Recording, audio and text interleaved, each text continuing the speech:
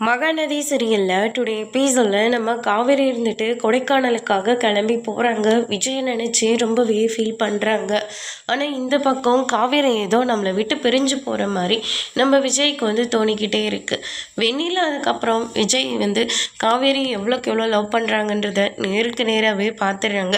அதனால் காவேரியை சத்தியம் பண்ணி கொடுத்த எல்லா விஷயத்தையும் விஜய்கிட்ட சொல்லிடுறாங்க. விஜய் பயங்கரமாக கோவப்படுறாங்க.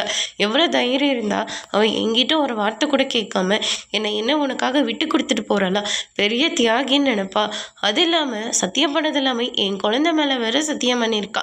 அவளுக்கு எவ்வளோ தைரியம் இருந்திருக்கணும் அப்படின்னு சொல்லிட்டு ரொம்பவே கோவத்தில் இருக்காங்க.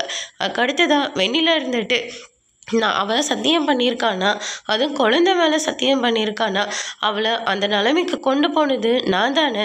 நானே உங்கள் 2 பேர்த்தையும் சேர்த்து வைக்கிறேன், வா போகலாம் அப்படியே கூட்டிகிட்டு போகிறாங்க. அங்கே காவேரி பஸ்க்காக வெயிட் பண்ணிட்டு இருக்காங்க. விஜயை பார்த்தோன்னா பேகை எடுத்துகிட்டு போக போகிறாங்க. ஆனால் அதுக்குள்ளே விஜய் தடுத்துடுறாரு.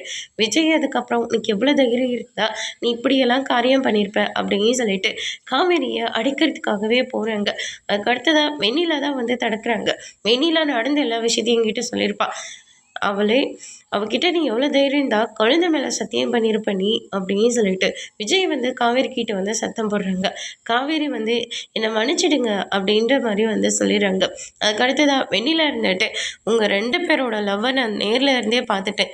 என்னால் தான் உங்களுக்கு இவ்வளோ பெரிய பிரச்சனையும், அதனால் நானே உங்கள் 2 பேர்த்தையும் சேர்த்து வைக்கிறேன். நான் என் மாமா கூடவே ஊருக்கு கிளம்பி போகிறேன் அப்படின்னு சொல்லிட்டு வெண்ணிலா அவங்க 2 பேரையும் சேர்த்து வச்சுட்டு அங்கேருந்து போகிறாங்க.